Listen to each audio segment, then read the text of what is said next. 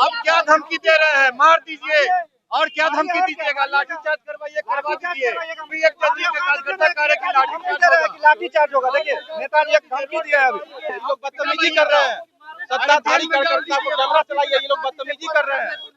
जदयू कार्यालय के आंगन में युवाओं को बेरोजगार कर रहे हैं ये लोग, और ऊपर से ये लोग रंगदारी कर रहे हैं। और यहाँ पे रंगदारी कर रहे हैं। और नीतीश कुमार की रंगदारी नहीं चलेगी, नहीं चलेगी। इन लोग की मानसिकता है।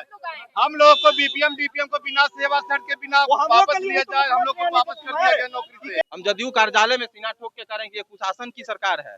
नीतीश कुमार के कार्यालय के सामने कह रहे हैं कि ये कुशासन की सरकार है। सत्ता बेलगाम हो चुकी है, अफसरशाही सर के ऊपर पार कर चुकी है। बिहार के लोग परेशान हैं, यहाँ के लोग युवा बेरोजगार हैं, युवा परेशान है। यहाँ पे नौकरी देने की बात हो रही है, आप कह रहे हैं नौकरी देने के नाम पे छलावा किए जा रहे हैं। नीतीश कुमार के अफसर कहते हैं कि आपकी बहाली गलत हुई थी, तो ये बहाली किसने किया था? फिर सरकार ही गलत है, आपकी शिक्षा विभाग गलत है। शिक्षा विभाग चौपट है या शिक्षा विभाग के अधिकारी अनपढ़ है। इस वक्त जेडीयू प्रदेश कार्यालय के पास है और देखिए जेडीयू प्रदेश कार्यालय के पास काफी संख्या में बीपीएम और डीपीएम के जो अभ्यर्थी हैं वो पहुंच गए। इन लोग का काफी आरोप है, इन लोगों से जानने का प्रयास करेंगे। मुख्यमंत्री नीतीश कुमार मुर्दाबाद के नारा लगा रहे हैं और शिक्षा विभाग से सीधा सवाल कर रहे हैं। आइए इन अभ्यर्थियों से जानते हैं। जेडीयू कार्यालय पहुंचे, क्या सर हम लोग को मांग है कि जो भी युवा बेरोजगार किए गए हैं एसीएस सिद्धार्थ के माध्यम से, जो पूर्व के शिक्षा विभाग के एसीएस थे, अभी वर्तमान में बिहार का आयुक्त बने हुए हैं, उनके एक वीसी का जो है एक तानाशाही फरमान के माध्यम से हम लोग को 31 मार्च को ही हटा दिया गया और हम लोग दर दर की ठोकरें खा रहे हैं। और नीतीश कुमार कहते हैं कि सुशासन की सरकार है। ये कुशासन की सरकार है।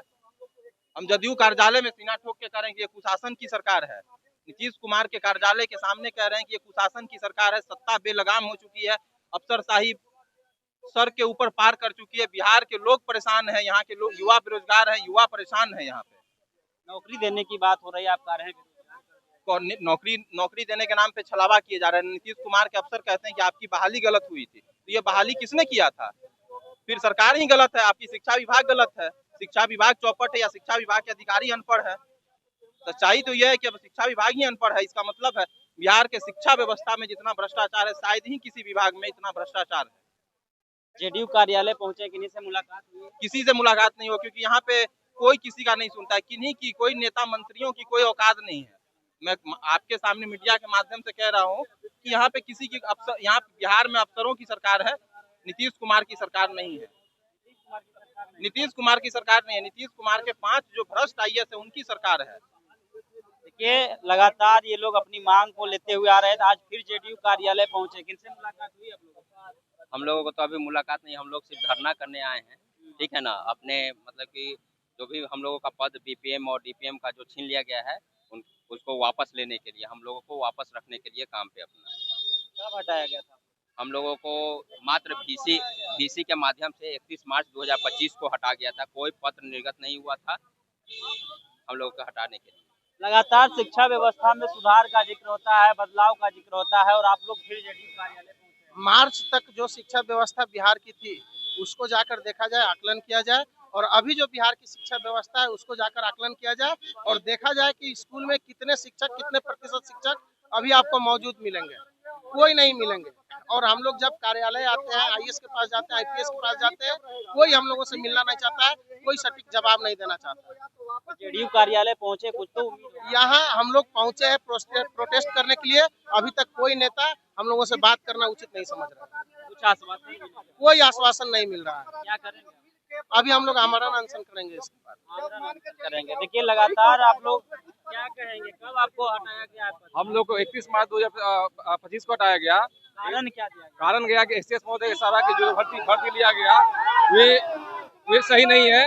वे जो एसीएस महोदय बोले कि ये जापानी व्यवस्था है, जापानी व्यवस्था हटाया जाए, जबकि सारा स्कूल को जितना व्यवस्था किया गया डीपीएम द्वारा वह चुस्त दुरुस्त किया गया।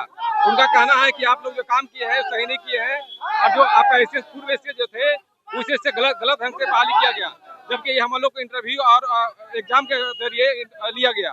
अभी उनको कहना है कि आप कुछ भी करिएगा, कल एसीएस महोदय से मिले, एसीएस से बोले कुछ भी करिएगा, किसी के पास जाइए, कोई मंत्री के पास जाइए, कोई मंत्री नहीं काम करेंगे। अब क्या धमकी दे रहे हैं? मार दीजिए और क्या धमकी दीजिएगा? लाठीचार्ज करवाइए, करवा दीजिए, करवा दीजिए। नहीं करवा दीजिए।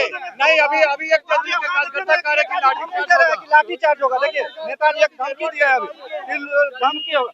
जदयू के एक नेता कार्यकर्ता को देखिए, ये लोग बदतमीजी कर रहे हैं। सत्ताधारी कार्यकर्ता को कैमरा चलाइए, ये लोग बदतमीजी कर रहे हैं। जदयू कार्यालय के आंगन में युवाओं को बेरोजगार कर रहे हैं ये लोग, और ऊपर से ये लोग रंगदारी कर रहे हैं, और यहाँ पे रंगदारी कर रहे हैं और बदतमीजी कर रहे हैं। आपके सामने यहाँ जदयू कार्यकर्ता कह रहे हैं कि इनको मारिए, इनको लाठीचार्ज कीजिए। क्या क्या इन लोग की मानसिकता है? हम लोगों को बीपीएम डीपीएम को बिना सेवा सर्ट के बिना वापस लिया जाए, हम लोग को वापस कर दिया गया नौकरी से। केवल आपके लिए है। नीतीश कुमार से पात्रों का खेल खेलती है। रंगदारी नहीं चलेगा। नीतीश कुमार की रंगदारी नहीं चलेगी, नहीं चलेगी, रंगदारी नहीं चलेगी।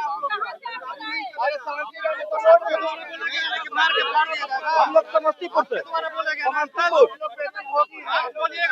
तो आपने इन अभ्यर्थियों को सुना किस तरीके से कह रहे हैं कि 31 मार्च को हम लोग को हमारे पद से हटा दिया गया है और हम लोग मांग कर रहे हैं कि बीपीएम और डीपीएम को जो है पुनः वापस किया जाए और वापस उन्हें लिया जाए। बाकी बात इस वीडियो के माध्यम से आप क्या सोचते हैं, अपनी राय हमें कमेंट में दें और ऐसे ही खबरों से अपडेट होने के लिए देखते रहिए बोले भारत।